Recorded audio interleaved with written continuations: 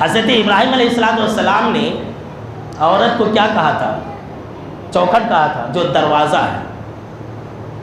سن لیجیے حکمت کی بات۔ حضرت ابراہیم علیہ السلام نے کہا کہ اپنی چوکھٹ کو بدل لینا، اور دوسری مرتبہ کہا کہ اپنی چوکھٹ کو برقرار رکھنا۔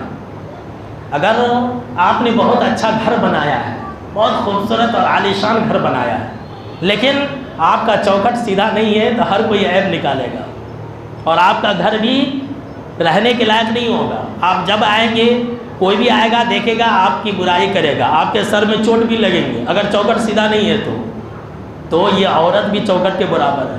اگر آپ کی عورت سیدھی ہے، چوکھٹ کے برابر اگر ہے، سیدھی ہے، تو آپ کی دنیا بھی سیدھی رہے گی، آخرت بھی سیدھی رہے گی، آپ کی اولاد بھی سیدھی رہے گی، آپ نمازی بنیں گے، سب کچھ ہوگا۔ اور اگر عورت سیدھی نہیں ہے، چوکھٹ ٹیڑھا ہے، تو یاد رکھ لیجیے آپ پریشان حال رہیں گے۔ اور لوگ روتے ہیں، کیا کریں مولانا، میری بیوی ایسی مل گئی۔ ابھی کچھ دن پہلے ایک دعوت میں تھا، ہمارے جماعتی بھائی کی دوسری شادی ہوئی بیوی مرنے کے بعد، تو بول رہا تھا کہ مولانا میں ایسی جگہ شادی کیا کہ میں پھنس گیا، وہ میری بیوی مجھے یہودی بولتی ہے۔